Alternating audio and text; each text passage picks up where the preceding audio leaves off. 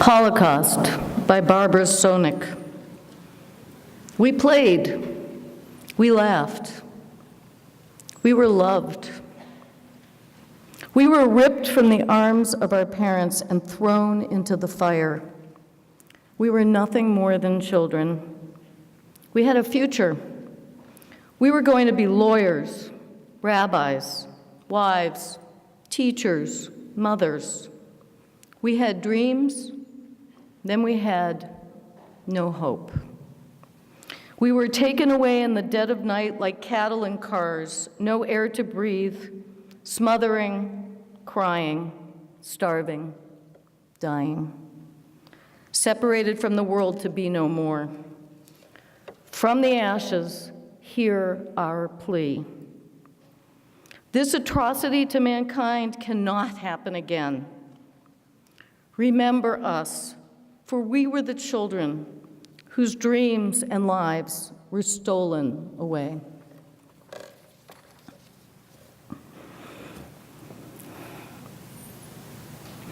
I want to welcome all of you to the 17th Annual Holocaust Remembrance Service. If you would please take a moment to make sure that your cell phones are on silent and that they're put away, that would be appreciated. My name's Amy Shapiro. I'm professor of philosophy here at the college, and I'm co-director of the Women's and Gender Studies program. I am also a Holocaust scholar. And with Sue DeBacco, who's an Alverno instructor and assistant director of office services, we are the creators of this program today. I want to thank all of you for honoring us with your presence. Our being here today represents a willingness to witness and to remember, to keep memory alive, and to remind ourselves of the importance of standing up to oppression, discrimination, racism, hatred in all its ugly forms.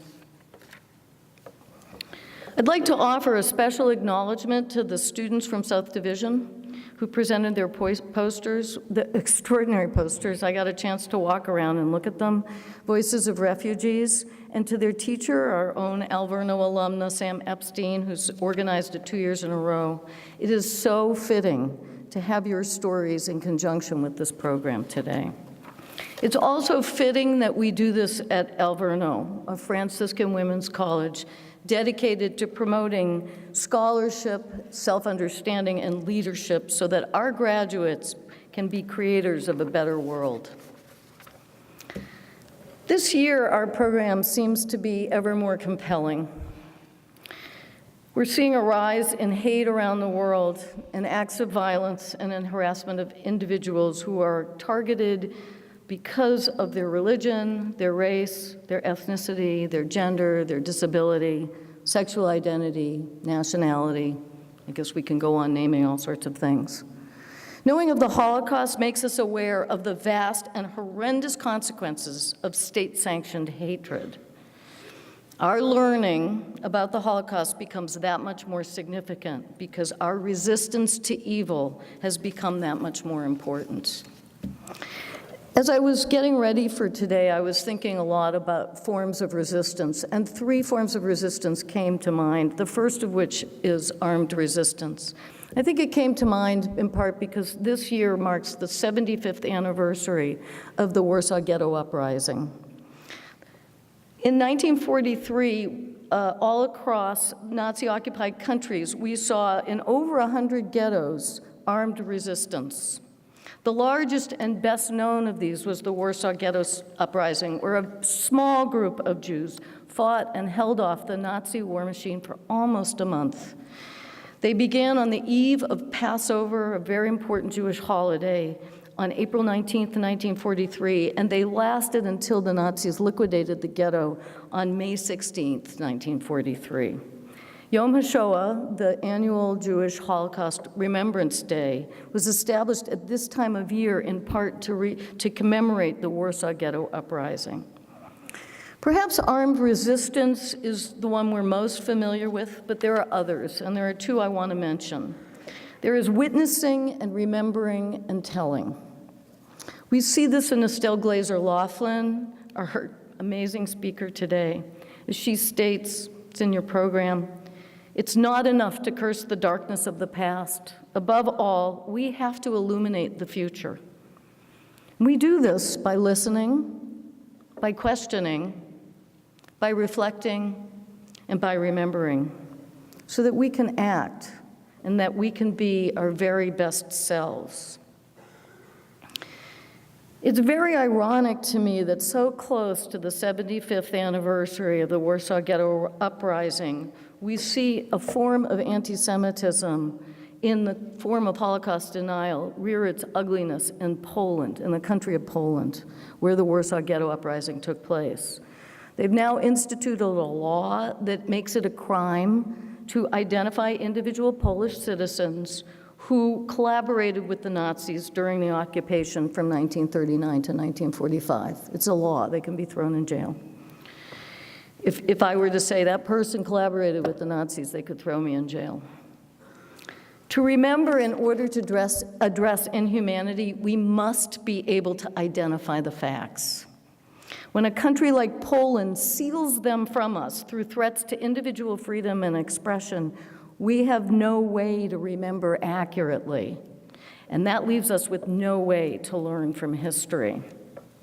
In the words of Holocaust survivor Primo Levi, monsters exist, but they are too few in number to be truly dangerous. More dangerous are the common functionaries ready to believe and to act without asking questions. This leads me to the third form of resistance I was thinking about, and this form of resistance, it seems to me to be the most powerful and profound. It's how we can be upstanders, and I know many of you are very familiar with this term. There were bystanders, and there were perpetrators, and then there are upstanders, people who stand up and refuse to let other people do terrible things. As secondary witnesses and students of genocide, all of us must decide what we are called upon to do in the world. Through today's program, we learn to recognize the power of speaking up. We're here to learn, not to just take in information, but so that we can have the courage to act, to know that each of us has the power to make a difference in the world. The Holocaust decimated world Jewry, and it wiped from the face of the earth its traditional European Jewish communities. They do not exist anymore. When the Nazis came to power in 1933, the European Jewish population was about 9.5 million, a little over half of the 17 million Jews worldwide. 6 million European Jews were murdered in the Holocaust. If you're doing the numbers, if you're doing the math right now, that's 2 out of every 3 European Jews. Today in the world, there are approximately 15.4 million Jews. So it's still less than the number of Jews who were in the world before the Holocaust. So in a few minutes, you're going to hear a song. It's sung in Hebrew. The song is called Eliyahu Hanavi. It is, the English translation is Elijah the prophet. And the version you're going to hear is by Victor Ullmann, who was a Jewish composer, and he arranged it while he was incarcerated in the Terezin ghetto in Czechoslovakia. Victor Ullmann, at age 46, perished in the gas chambers in Auschwitz. Each year on Yom HaShoah, the Holocaust Remembrance Day, a siren is sounded twice in the whole country of Israel. Before the song, you're going to hear the siren as well. And just as people stop, whatever they're doing, they could be driving, they stop their cars, whatever they're doing, they get out and they stand up. We too are going to pause. So when you hear the siren, I'm going to ask that you please stand, and as the siren sounds, remain silent, to honor the lives and the communities and the memory of the 6 million who perished in the Holocaust.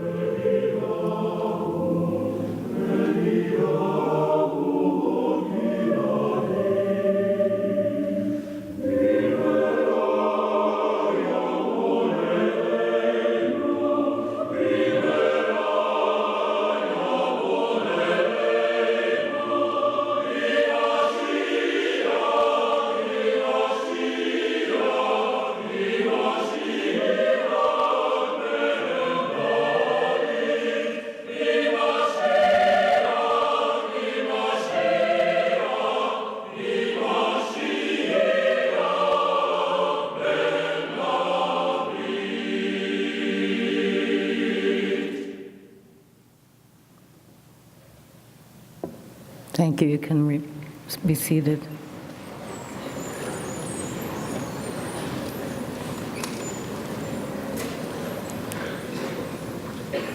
Those of you who have studied the Holocaust know that each country that fell to Nazi occupation has its own particular story.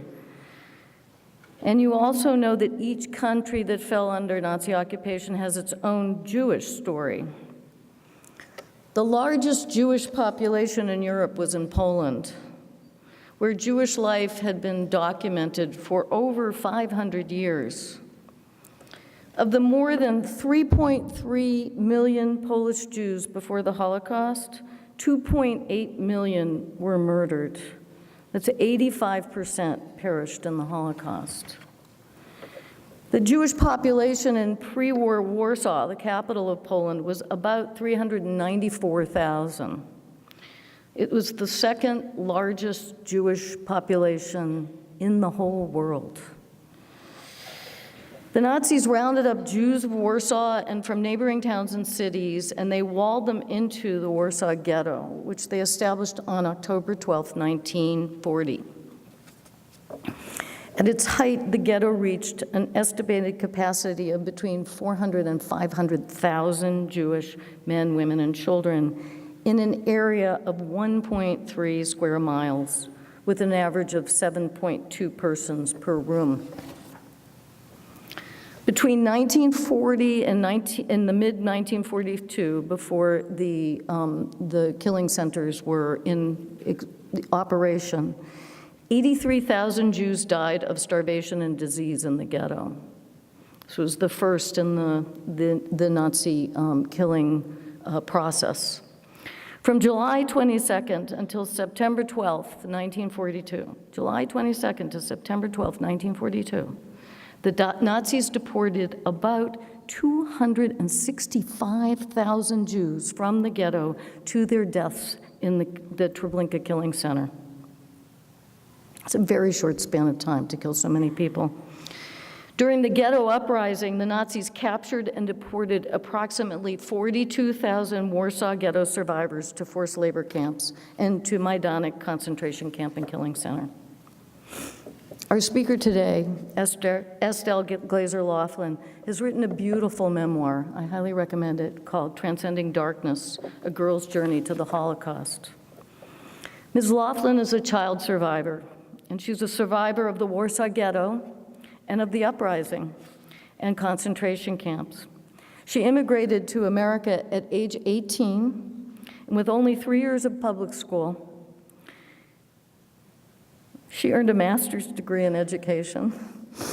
After retirement from a long career in education in Maryland, she's continued to write and lecture widely about her experience in survival, and she's recently finished a novel about the Holocaust.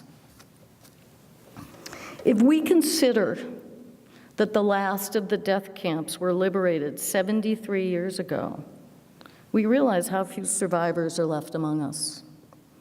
My dear friend, the late Sandy Hoffman, may she rest in peace, child of Holocaust survivors, put it so eloquently when she said, "The time where there will no longer be eyewitnesses to the Holocaust is all too close.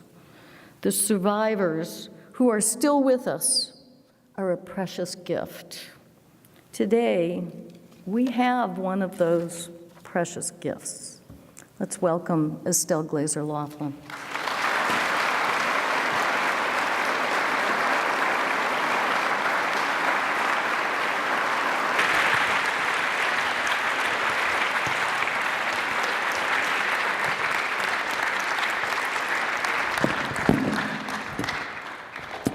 Thank you very much for inviting me, and thank you all very much for being here.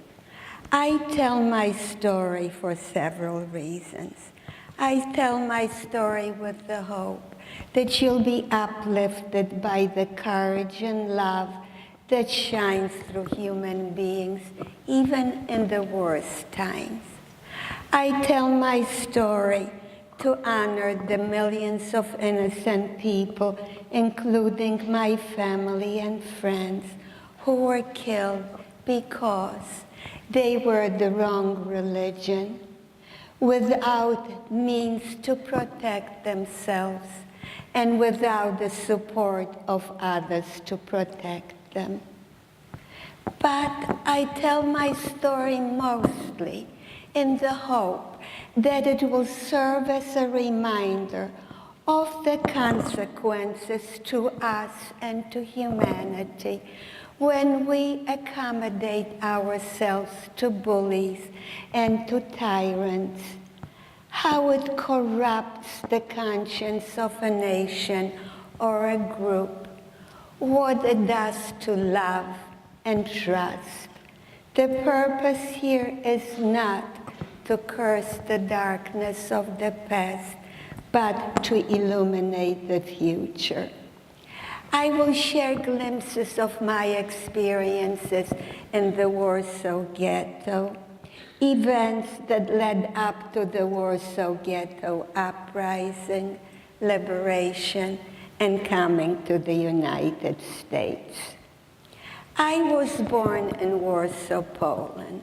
Warsaw glows in my selective memory in golden radiance with lilac trees against open blue skies, rich sounds of good neighbors, kindness, and trust and love. I had just turned 10 when Germany invaded Poland. Immediately, my life changed beyond recognition. My once peaceful streets were now patrolled by foreign soldiers. They snapped whips in our homes and streets. They said that we Jewish people were greedy, yet they came into our homes like common thieves and helped themselves to whatever they wanted. They isolated us in a tiny ghetto and built a thick wall around us. They filled the ghetto with Jewish people driven out from surrounding areas. Most people came on foot without a penny in their pockets, many without shoes on their feet. Most people died of cold and starvation and illness in the streets. People covered the bodies of dead children with posters saying, "Children are the holiest thing. Our children must live." Yet in this inferno, Jewish people found heroic ways to fight back. At that point, to organize ourselves into armed resistance made no sense. First of all, we had no access to weapons.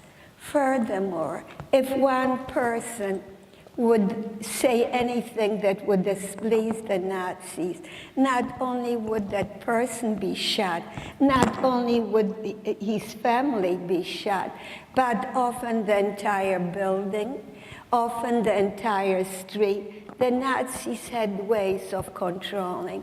So the only sensible way of hoping to rescue as many of our people as possible was the hope that the Allied forces would win, that good and right and justice would eventually win. And so we used moral resistance. To own a book was an act of defiance. It was a capital crime to own a book. If you were caught with a book, you were shot. Yet all over the ghetto, people had books, secret libraries. My father had a stash of his favorite books by Yiddish authors, Nights, Windows blinded with covers to keep our existence secret. My father would pull out his books and read to us and bring to life remote worlds. Our room felt like a capsule of paradise, separating us from the cruelty around us. Guns hovering over our heads did not stop us from celebrating holidays. We pulled the window shades down and celebrated. We even had, I did not mention, that one of the first things that the Jewish people in the ghetto did was that they organized themselves into a self-aid center, and it was widespread through the city. Warsaw was very densely populated, so most people lived in apartment buildings. In the apartment building that I lived, there was not one child over the age of 10 who did not help in some way those who were more needy around us. Every apartment building had a common kitchen to feed the hungry. We even had theaters supported by the self-aid center. Imagine a theater when there was no bread. There was a wonderful historian and writer in the ghetto.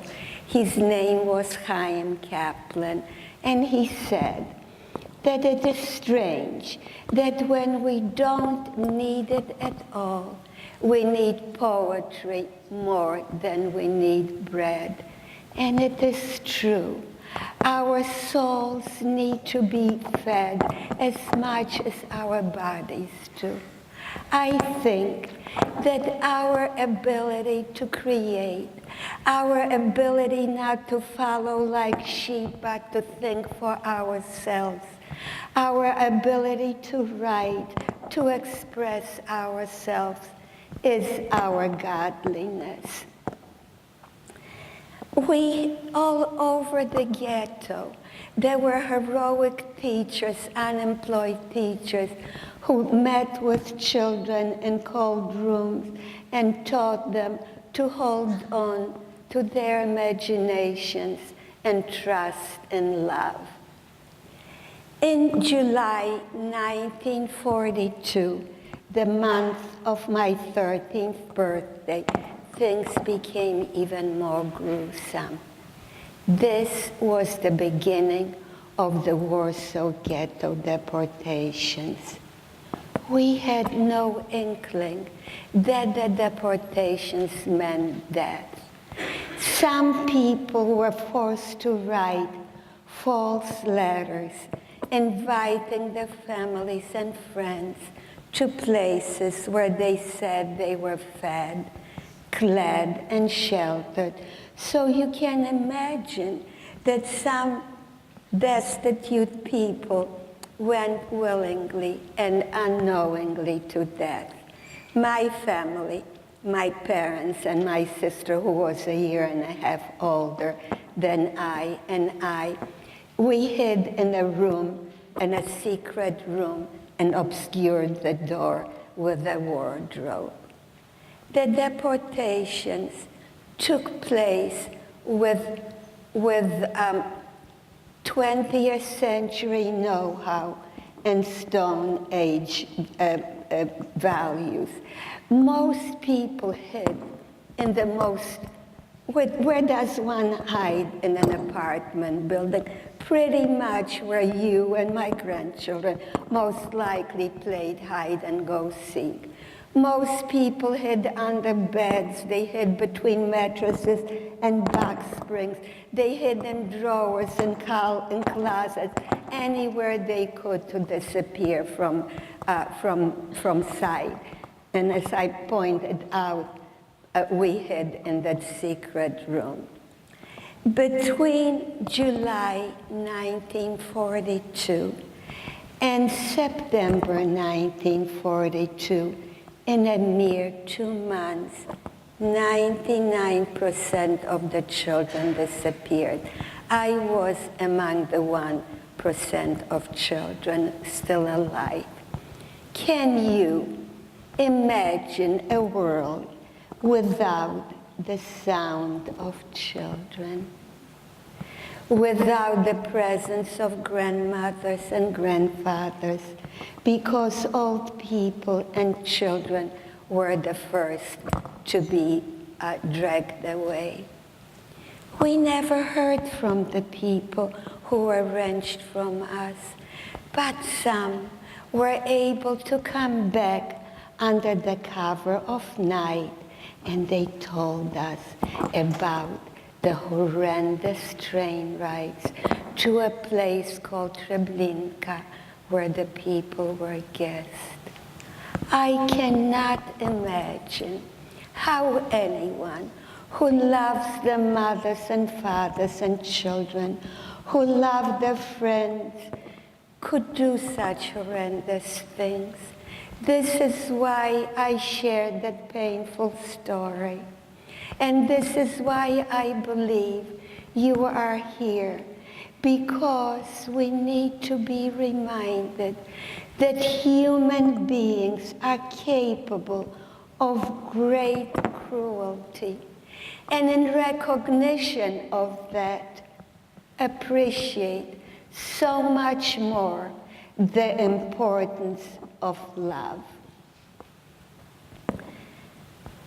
When the people in the ghetto realized what was happening to the people who were deported, when we heard about Treblinka, the people, the handful of people that remained, there were so few people still alive. In our building, a 4-story building, we were the only family alive. I remember I would sometimes walk down the courtyard and open the gate and listen, hoping to hear the sound of another life. All I could hear was silence. It was palpable. It was crawling towards me. So there were very few people left. Well, the few people that were left organized themselves into armed resistance. My father was a member of the armed resistance too. The fighters began to build bunkers in basements. We moved from our 2nd floor apartment to the 1st floor, and we built a bunker too. Events erupted with Nazi soldiers, with columns of Nazi soldiers marching into the ghetto, and with armored cars and tanks and flocks of planes. The sky was black with bomber planes. And we opened our trapdoor to the bunker. Now, the fighters built a network of bunkers.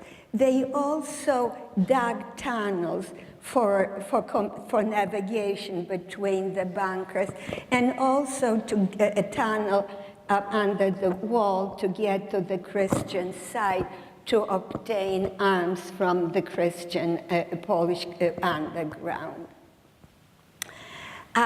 So we opened our trapdoor. The entrance, of course, had to be secret. So the entrance to our bunker was the powder room floor, the toilet and everything lifting. And we stepped down into the dismal basement, pulled the trapdoor down. I felt trapped. The ceiling pressed down on me. The damp walls closed me in. The flickering of the carbide light, we had no electricity. The flickering of the carbide light was our substitute for the sun. The ticking of the clock was our only clue when morning was rising and sun was setting. How abandoned I felt, how I longed for the open horizons, for the blue crispness of day. While we were in the bunker, fighting erupted in the street, facing a 20th century army, armed from head to toe, facing armored vehicles and tanks and bomber planes, were a handful of freedom fighters, poorly fed, poorly clad, poorly armed. They stepped up on rooftops. They crawled out of the bunkers and the tunnels and stepped in front of open windows in the streets, and they lobbed Molotov cocktails and whatever they had. You know, it is noteworthy that it took that band of freedom fighters longer to fight than it took for France or for Poland to capitulate. At some point, a grenade was thrown into our bunker. There was no place to hide anymore. And they dragged us out into the street. The buildings crumbled to our feet. Bombs were dropping from the bomber planes around us. Flames, enormous tongues of flames, were licking the sky and painting it in otherworldly colors of iridescence. Pillars of smoke, ash, people, and congealed blood. And I want you to know, we did not walk like a swarm of nameless people. Sometimes children ask me how did I feel inside, and I tell them that inside I felt no different than they did, except that I was very frightened and angry and degraded. That inside I too, like them, like all children, like my grandchildren, I too wanted to catch a ball soaring through the air. I too wanted to feel the damp grass under my feet. Above all, I too wanted to take my family, my sister, my friends, and my neighbors for granted. The only difference was that we could not do it, and that is not right. And you and my grandchildren can do it, and that's how it should be. They marched us to Umschlagplatz, the deportation station, loaded us onto freight trains, and we ended up in Majdanek, an extermination camp. My father was guest in Majdanek. In Majdanek, the thorns of the electrified barbed wire fences marked the end of my horizon. Every few feet, there were towers with sentries and guns, and in clear sight, there was the crematorium and the chimney. And if that was not enough cruelty, in the center of the assembly field, there was a gallows, and from the gibbets, children, there weren't many, but the ones that were left, or friends or family, was dangling. My father was guest in Majdanek. My mother and sister and I survived. My mother was the only mother in the entire camp that I am aware of. We were the only family of three that I am aware of. Almost everyone else was alone, so we were fortunate. The reason why my sister and my mother and I survived was that my sister was put on a list. along with some other people. Our assumption was that anyone who was on the list was designated for the guest chamber. My mother, sister, and I, we had a pact that if one of us would go to the guest chamber, all three of us would go. So the obvious thing for my mother and me to do was to trade places with two other women who hoped to see another sunrise. The following day, during the assembly, the people on the list were called. My mother, my sister's name was called, and the names of the two women. So we were absolutely sure that we were being walked to the guest chamber.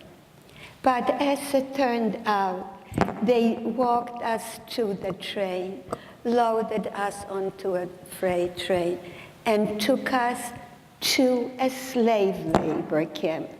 There was a slight difference. Sorry, I should take off my necklace because it's interfering with the microphone.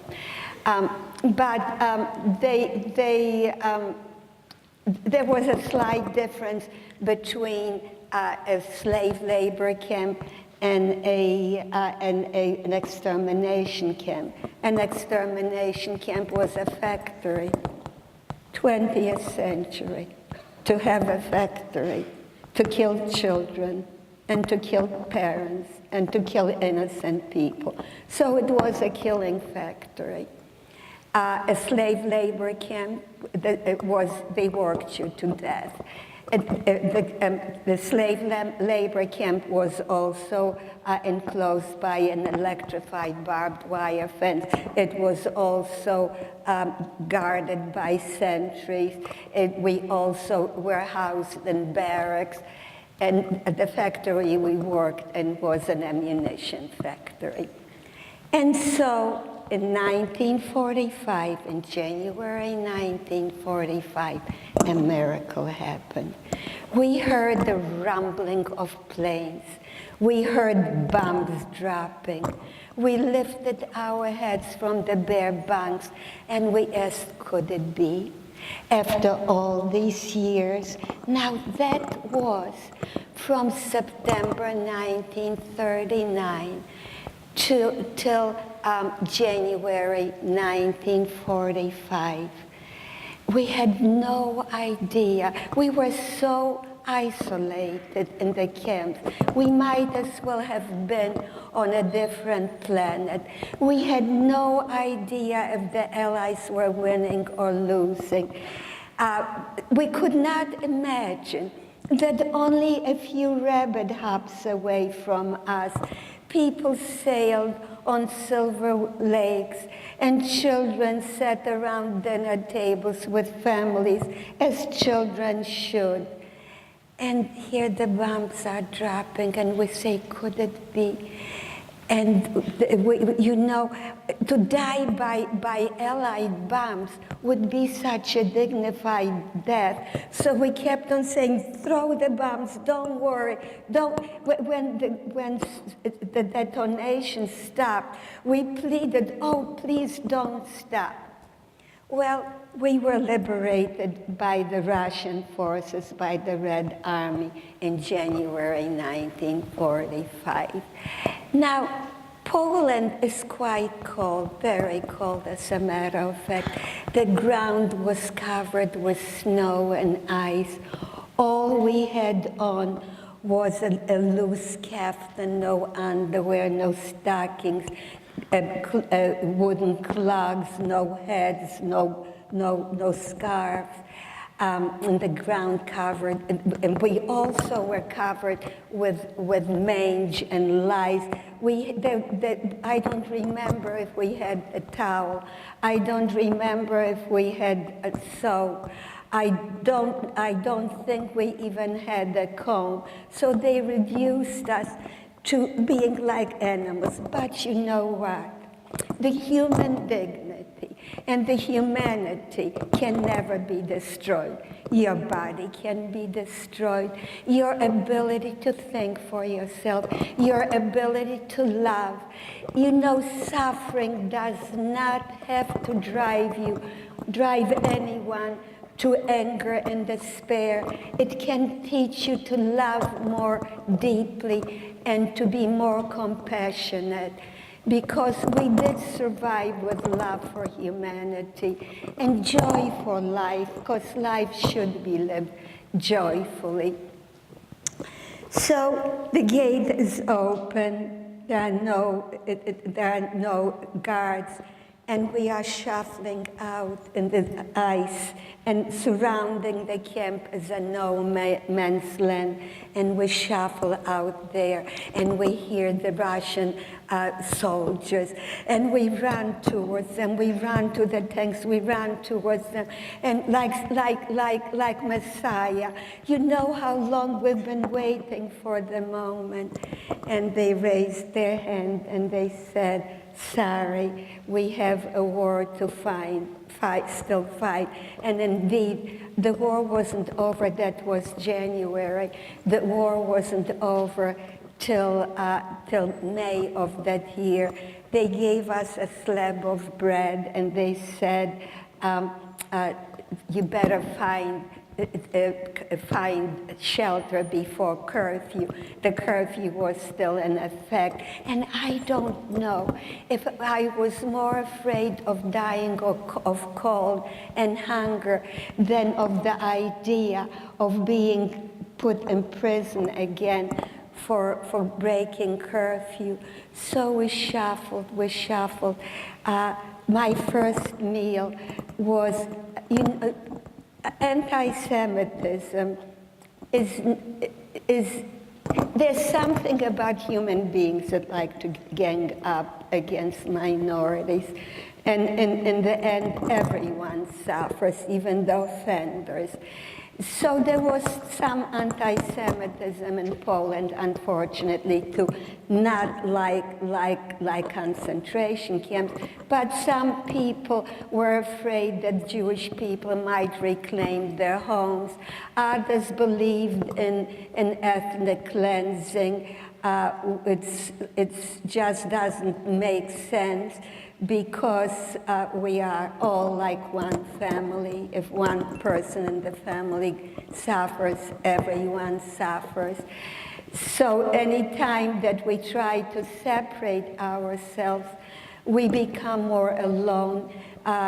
We instead of making friends, there are more people who are afraid of you, and it's not a way you want to live. And I certainly don't want my children and my grandchildren to live in such a unfriendly, divided world. So, okay, thank you. So.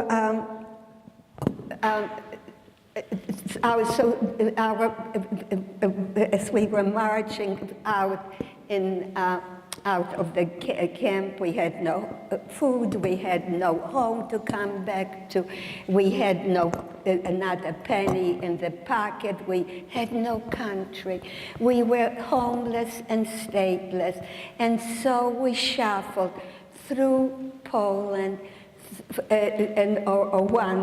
wandered through Poland, through Czechoslovakia, through Germany. We wandered into Germany because this is where the American forces, or the American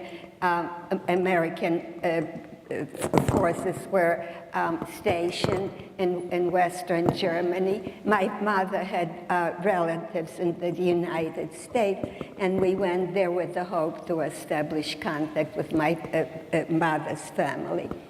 And so in 1947, in August of 1947, my mother, sister, and I finally came to the United States, where we started life over again. My sister and I landed in New York. My sister and I started out by working in a factory, in a garment factory, sewing buttons onto suits and coats. Eventually, my sister with 4.5 or 5 years of formal education, I with 3 years of formal education, entered college. She became a professor of comparative literature. I became a teacher. I'm sharing this with you for 2 reasons. One reason is because I am an average person. And I want you to know that average people, if they are motivated, can accomplish anything. And also because my motivation and my sister's motivation to be the best we could do came from the darkest places. You know, when I told you about the bunker in Warsaw Ghetto during the uprising, when the world was crumbling around us, my father had a tutor for us. So the motivation came from a dark place. My mother, my poetic mother, was not able to start life over again. She remained wise and interesting, but she was very much lost. Not every survivor could start life over again. I will stop now. When the program is over, I've written a book, Transcending Darkness, A Girl's Journey Out of the Holocaust. It was named a finalist for the Book of the Year award. I want you to know that the book is not all dark, that it is about the strength, and young people are very wise. Young people are resilient. They know right from wrong. And in writing the book, I discovered the fact that young people have the ability also to remember the good of the past, like seeing the child that I was through the eyes of the old woman I am now in writing the book. I saw a girl who remembered her pre-war good and the good and the valiance of the people in the ghetto, and cast them as proof that there were and always will be righteous, good people. I thank you so much for listening. It is so hard to speak about such events, and it's so hard to listen to such stories because they generate such pain. But we have to be reminded from time to time. You know, as long as Darfurs happen, as long as there are people who are saying that the Holocaust never happened, in some way, Auschwitz and Majdanek are still with us. Yet history remembers. History remembers, and programs like this reminds us that we must listen. We must listen if civilization is to progress. Thank you for being such wonderful listeners.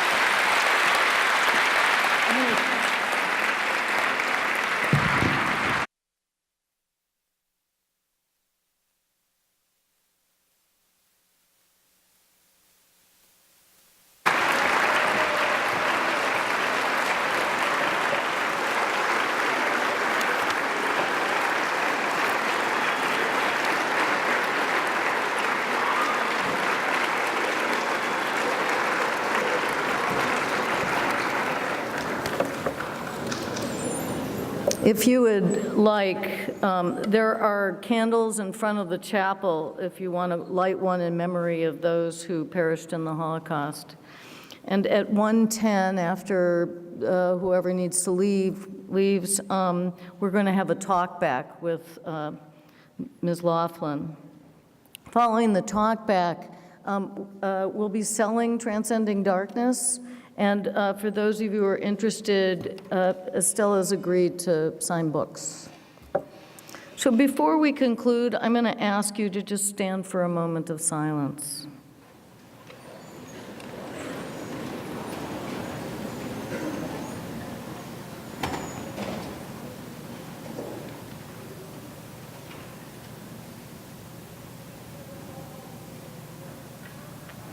This commemoration is a way to remind ourselves that at our best, we must always speak up in the face of injustice. We must refuse to allow hatred, racism, prejudice, and indifference define and control us or our communities. Let us vow to resist hate, to be upstanders, to become our own heroes in our willingness to champion goodness, peace, and love. To paraphrase Robert F. Kennedy, each time we stand up for an ideal or act to improve the lot of others or strike out against injustice, we send forth a tiny ripple of hope. And crossing each other from a million different centers of energy, daring those ripples to build a current which can sweep down the mightiest walls of oppression and resistance. Thank you for being here today, and thank you especially to Estelle Glaser Laughlin. Let's give our wonderful speaker another round of applause. So if people would come down closer, that might be really nice. And I especially appreciate that my class has come down. You get points for that. But feel free to move down a little, and we'll start the talk back in about a minute. But really, those of you who are in the back, you're welcome to come down in front.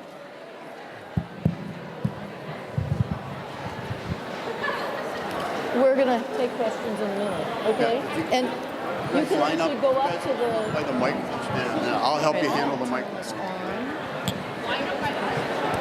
So if you're interested in asking Ms. Laughlin a question, you're welcome to come down to the microphone.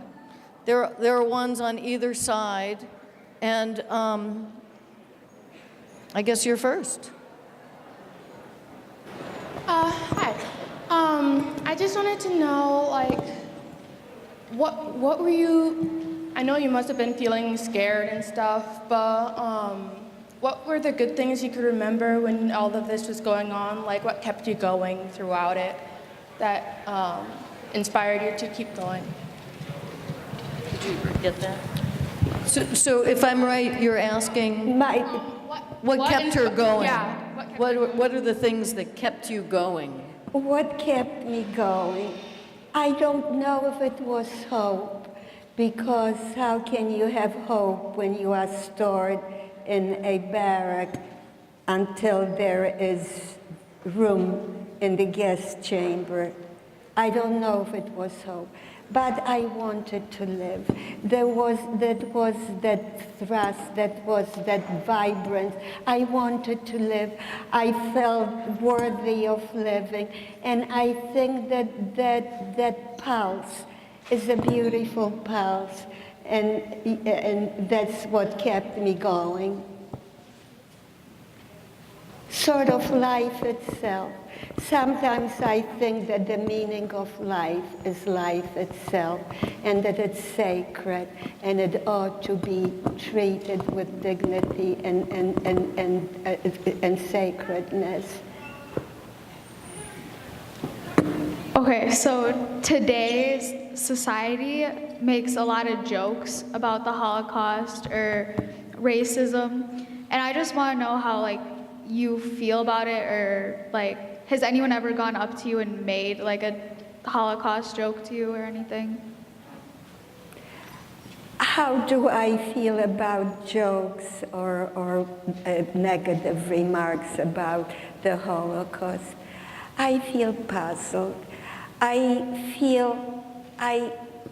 wonder when I hear a person express any negativity, any hostility towards anyone else, I wonder what are they lacking inside that they have that need to kick and to destroy.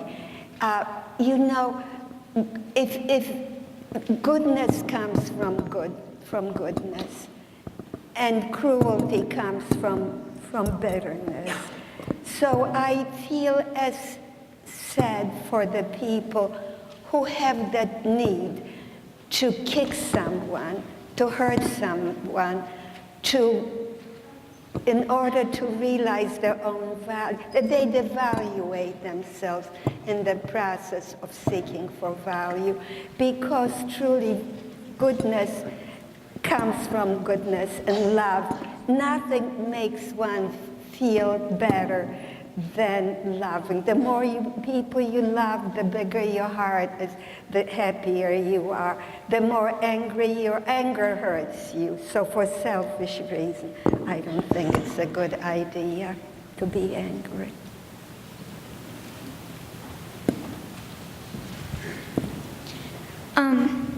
First of all, I'd like to say thank you for sharing your story with all of us. And my question is, did you ever question your faith or your God during this time of despair? So the question is, did you ever question your faith? Or what was the second part? Your faith or your God during this time? Or your God? I am not a religious person. My parents were not religious. I am a very spiritual person. I feel very connected to everything that is living. Was there a time when you did question your feelings about that? You know, many people turn to religion and to God because, after all, religion and believing in godliness is unity. Every religion teaches brotherhood, teaches love. So many people did turn to religion because they felt that was the contrast, that was transcending the evil. Because I think godliness is our ideal of that which is best. So this is why I say I am a spiritual person, but we were not a religious family, but we were a very, very humanistic. So how did it feel to be released from the camp? It's my hearing is not very acute. How did it feel to be released from the camp? How did it feel to be released from the camp? I probably had every kind of feeling that one can imagine. But the ones that that were the most domineering were the one I was free.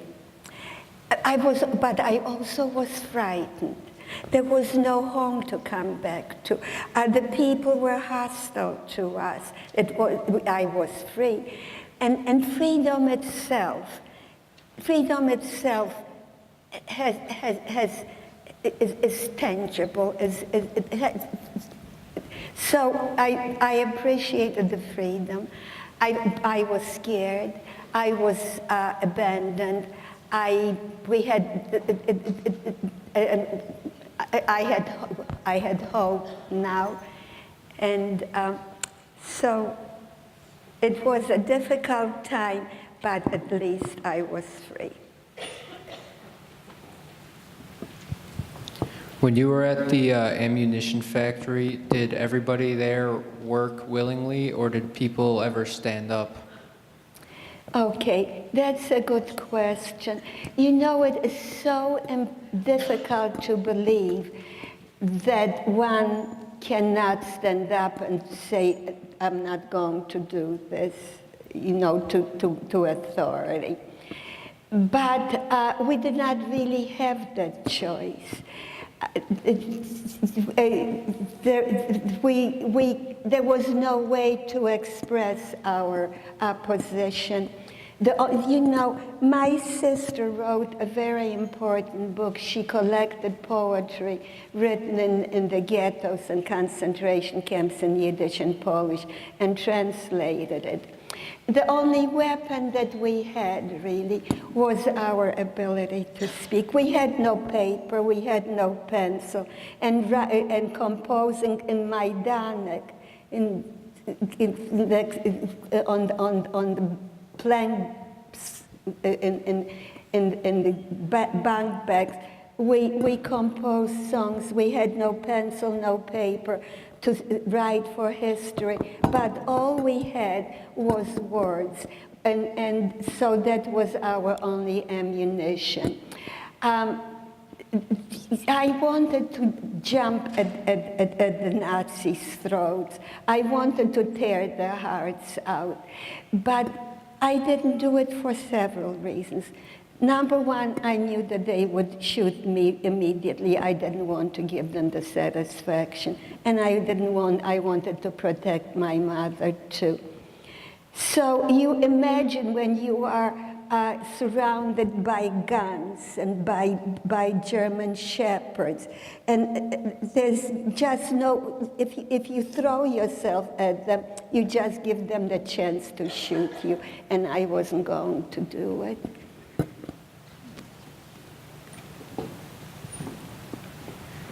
So I know you've been going through a lot of those years in the Holocaust. So I would like to ask you a question. What was the most challenging moment that you survive through the Holocaust? What was the most challenging moment? So she wants to know what the most challenging moment was. What was the most challenging moment? The most challenging, the most frightening thing to me was to be separated from my parents. You know, I didn't understand what death was, but I was less afraid of dying than to be separated from my parents. I remember my biggest wish was to make the transition to death holding on to my parents' hands.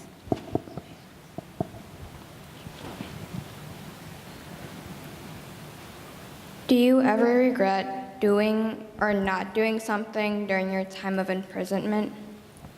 Do you ever regret anything that you did during that time? Do I regret anything that I did during the time? No, I don't regret anything that I did. I know that I lived with love. I know that I survived with love. I know that I loved the people around me. I have no regrets. The only thing I do have is the sadness that human beings can do such cruel things to one another. That's the biggest regret, is to witness such inhumanity. Hi. Do you see any parallels between the government of pre-war Poland and the kind of conditions that came around politically to cause the Holocaust or to foster it? So are you asking about the government of our government, or are you asking? Yeah, do you see any corollaries? So he's wondering about corollaries between really what the Nazis did and the Nazi government and things that are happening today. Some, yes.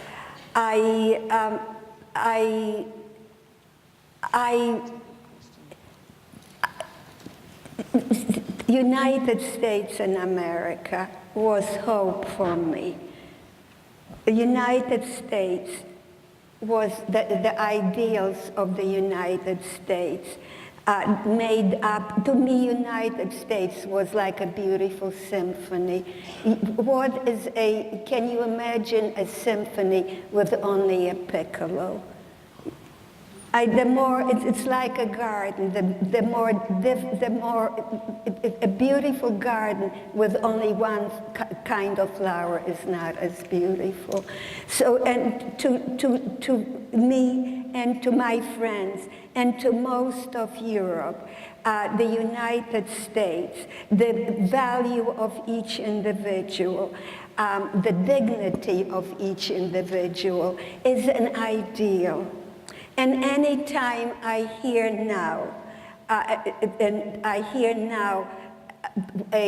leaders express contempt and suspicion of any minority, I feel that ideal of what America is tarnished. And the corollary is that in Germany, the most literate country in the world, it also started out with people degrading other people, imagining that that other people are responsible for your poverty or for whatever problems you have. It's almost like saying, I am helpless, they make me do it, which is, it's not a responsible way. So anytime I hear, here in the United States, I hear silence when other groups of people are degraded, when I hear silence where the press is classified that it's all fake news, it frightens me, because I don't want to live in a country where everybody agrees.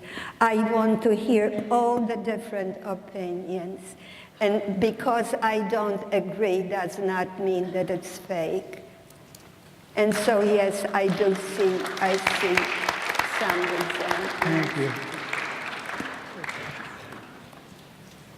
So, as time passes and people forget about things that happened during the Holocaust, what is the most important thing that you want the human race to remember from that experience? I want us to remember that we are all one family. I want to everyone to remember that wars don't solve problems. You know, the people now in Germany, I'm going to back up a little and digress a little. My mother, in front of the crematorium, and you know I said before my mother was poetic, she was. In front of the crematorium, my mother said the world has a conscience. My sister and I thought she was crazy.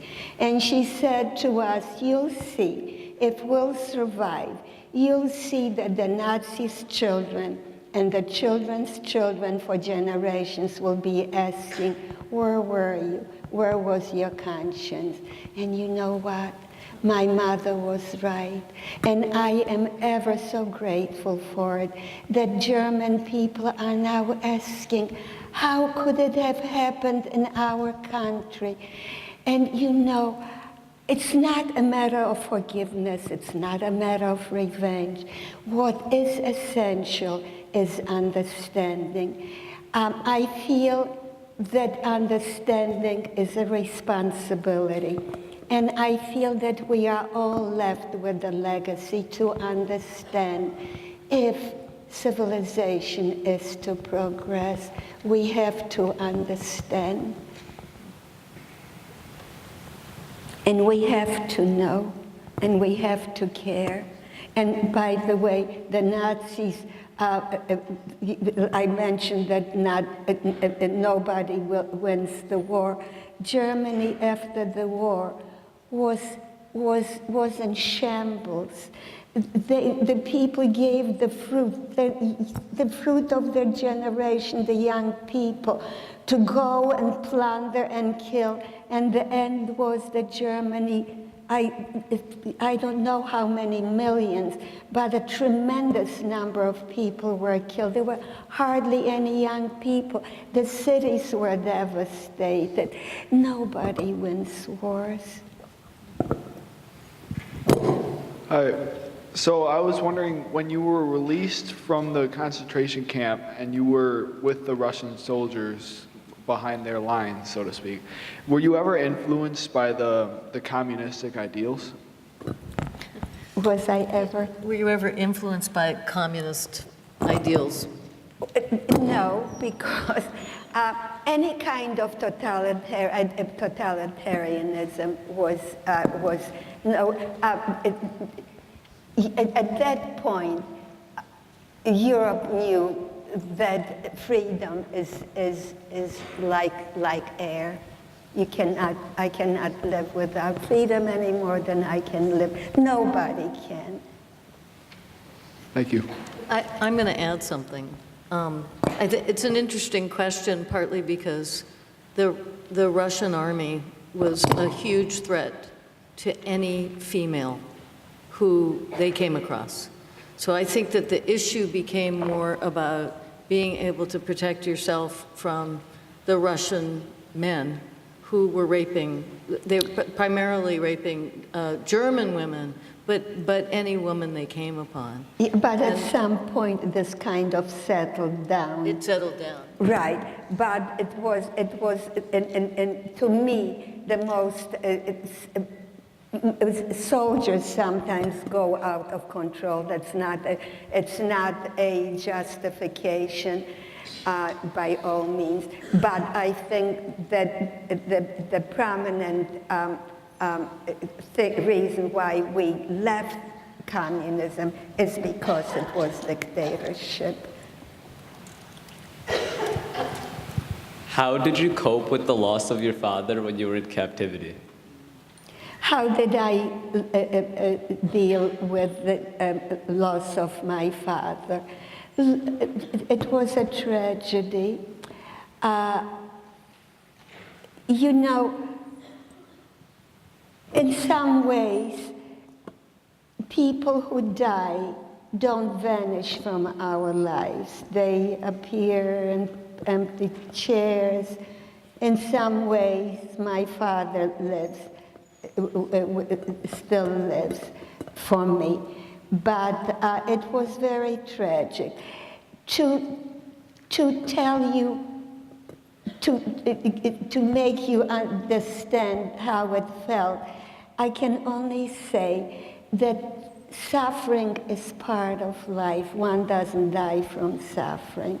Suffering is part of life, and you don't have to be hit with a sledgehammer to feel.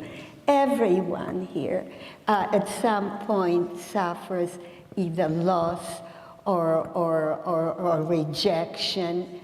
And again, then this is where we make the choice. Either we become bitter and angry, or we love more deeply and are more compassionate.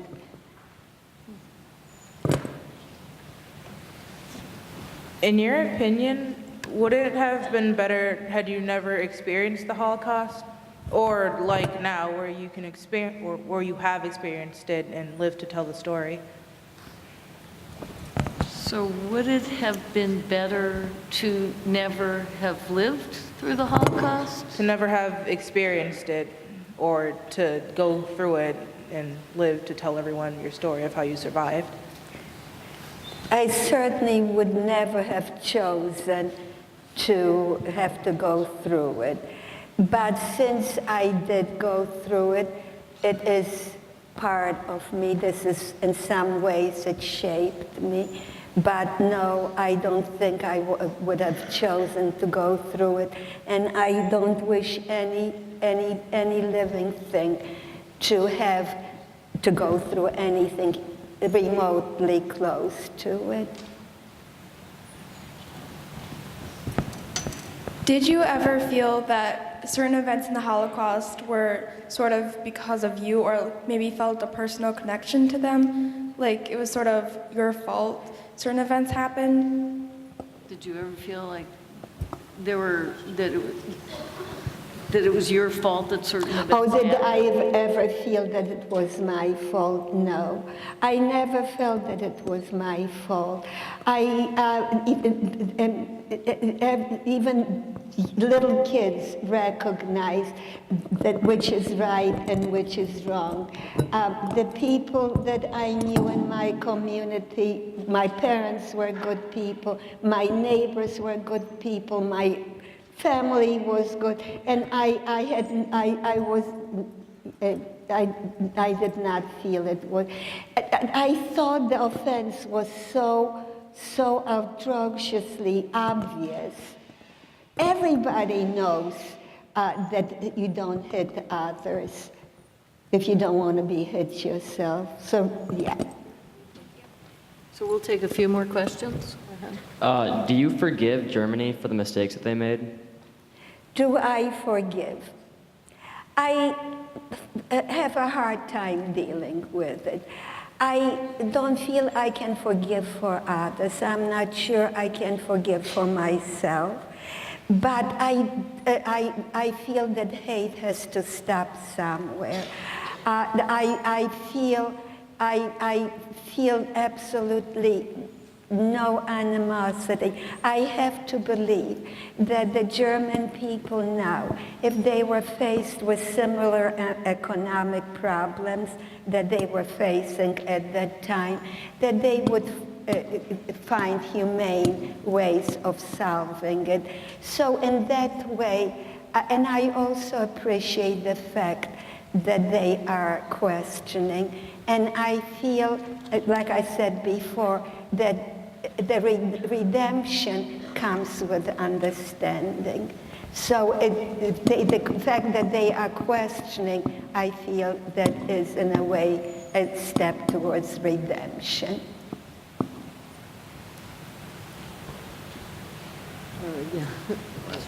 How are you doing? Are you okay? Take I'm two fine. more questions? Okay. Because of your past being in like the Holocaust, or is it easier to be more relatable to people or have more sympathy for people because of what happened to you? Is it easier, more relatable to me to sympathize with other people who may have problems? I don't know really what really shaped me. I think that life is a process and constant self-questioning. I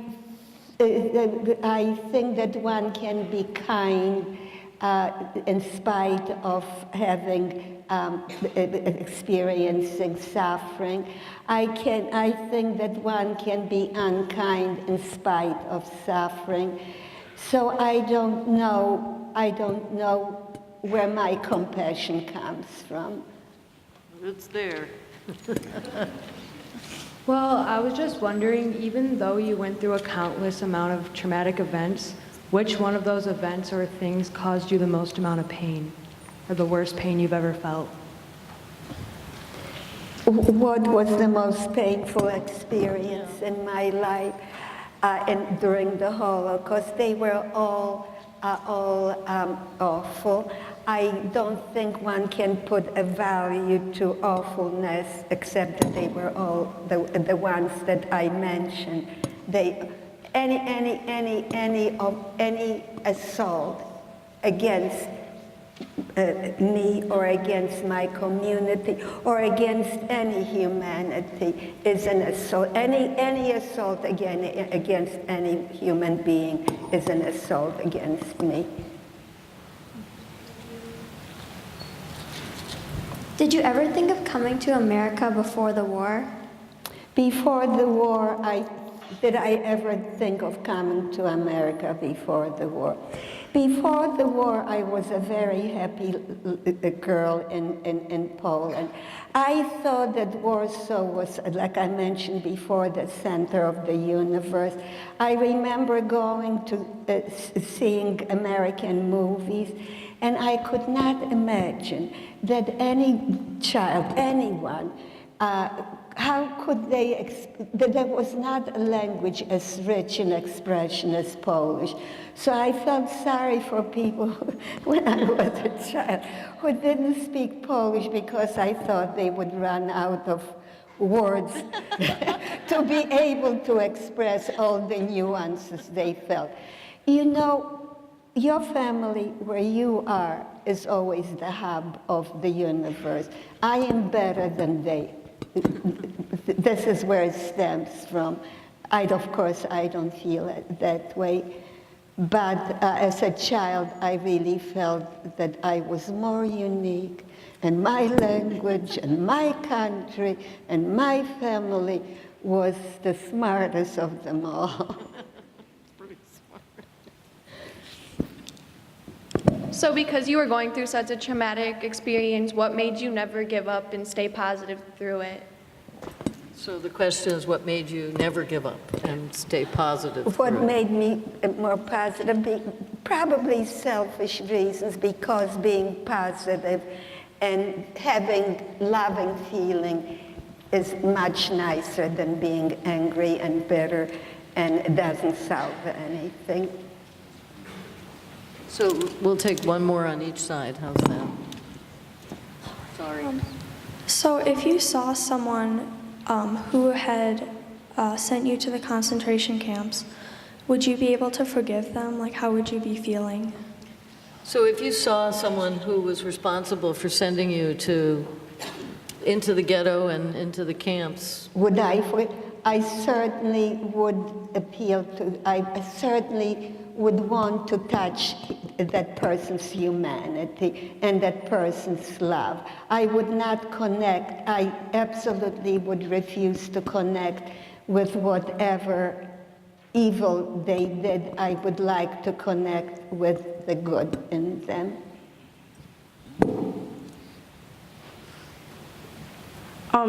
Did you always want to be a writer, or if not, what made you want to write all your thoughts down? did you always want to be a writer? Did I always want to be a writer? No. I started to write when I retired from teaching, and it just felt, I love it now. I feel that writing, and whenever you have an assignment, but I think it's much more fun. I don't like to write when I have an assignment. I like to do my own exploring. But what I discovered about writing is the same thing that one feels anytime one expresses himself. It's delving into yourself. It's when you write, you kind of open your mind, you question yourself, you return to places inside yourself. Anytime, my book that I just finished writing is a fiction, and that was even more expanding than writing a memoir, because you touch the greater self, which is someone else. So not only do we have an extraordinary writer, but we can also see we have an amazing teacher in our midst. And I just have to say, you are the most extraordinary, ordinary person I think I've ever met in my life. And I just want to thank you from the bottom of my heart and on behalf of everyone. You want to mention that they have the book signing. So we will have a book signing outside, so if you want to purchase books, or I know there are a number of people in the front few rows who have books, that we will be selling them and purchasing them.